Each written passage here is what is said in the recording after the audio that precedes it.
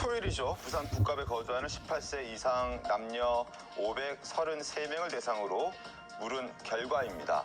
오차범위 내임을 감안하시고 한번 보시죠. 하정우 후보가 34.5%, 박민식 후보가 18.9%입니다. 20%가 안 됩니다. 한동훈 후보 41.5%, 40%를 돌파했습니다.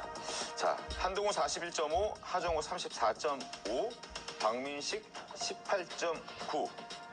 한동훈과 하정우, 하정우와 한동훈은 오차범위 내 접전 상황. 박민식 후보는 이 두 후보에 비해서 조금 뒤처지는 상황입니다.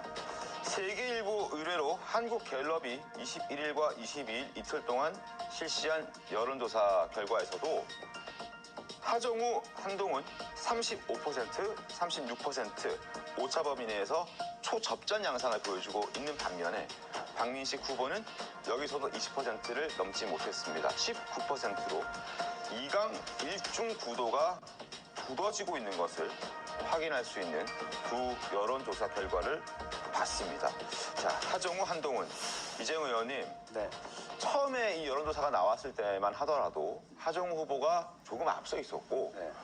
박민식 후보와 한동훈 후보가 비슷한 상황이지 않았습니까? 네. 근데 지금은 좀 달라요. 어떻게 된 겁니까? 이게 그 여론조사 두 개를 좀 보여주셨잖아요. 네. 근데 갤럽 같은 경우도 그렇고 지금 선거가 21일, 공식 선거 21일부터 시작을 했는데 그 이후에 네. 그때 선거 지금 여론조사를 돌린 거잖아요.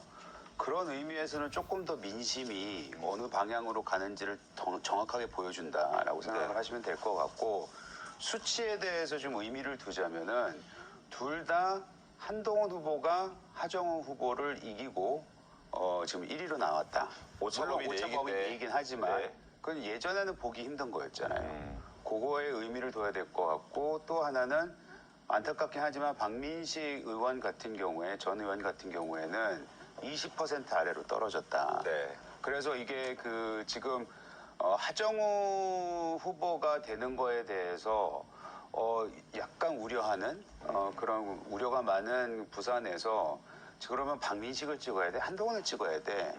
이런 생각을 가진 유권자들이 누가 되든 이기는 쪽에 우리가 표를 둬야 되지 않을까. 그거는 감정, 개인 감정을 떠나서 내가 예를 들어 한동훈이 뭐 과거의 행적을 보면 마음에 들진 않아. 근데 이겨야 되지 않겠어? 이런 마음이 반영이 된 게 아닌가. 그런 생각이 좀 드네요. 알겠습니다. 양자 대결을 했을 때는 어떻게 됐을까요? 화면 함께 보시죠. 부산 북갑 가상 양자 대결입니다. 하정우, 박민식 두 사람이 붙었을 때는 12%포인트 차가 납니다. 오차범위 밖에서 박민식 후보가 지는 것으로 나옵니다. 반면 한동훈 후보가 보수 단일화를 통해서 후보가 됐을 때는 41%, 45% 오차범위 내에서 접전을 벌인다라는 것을 확인할 수 있습니다.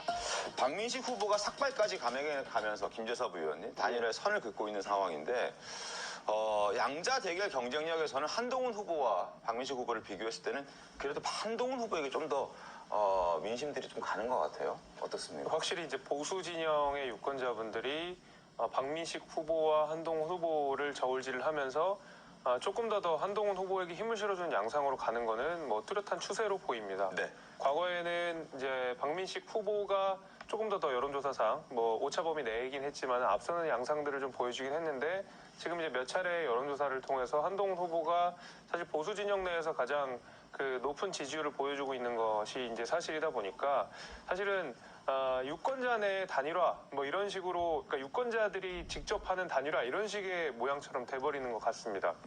그러니까 한동훈 후보도 그렇고 박민식 후보도 그렇고 단일화에 대해서는 정확하게 선을 다 그으셨거든요. 네. 안 한다 하니까, 그럼에도 불구하고 이 부산 북구갑이라고 하는 것이 전재수 의원의 개인기로 당선이 됐던 지역이지 결코 보수세가 약한 지역이 아니기 때문에 보수 유권자들이 여기 이번에는 보수 후보 당선시켜야지라는 마음을 가지고 있는데, 이게 표가 갈라지면 안 되니까 네. 어떤 사표 방지 심리 이런 것들이 작용하다 보니까 이렇게 박민식 후보든 한동훈 후보든 둘 중에 하나의 후보로서 힘을 몰아주는 방식으로 유권자분들이 어느 정도 이제 뭐 컨센서스가 좀 생기고 있는 그런 과정인 것 같은데, 네. 뭐 선거라는 것이 아직 좀 남아 있습니다. 아직 사전 투표까지 며칠이 남아 있고 여론조사가 결국 모든 이 선거 결과를 담보하는 것은 아니기 때문에 막판에 어떻게 되는지는 우리가 두고 봐야 될 얘기겠지만 한동훈 후보가 상승세를 탄 건 맞다.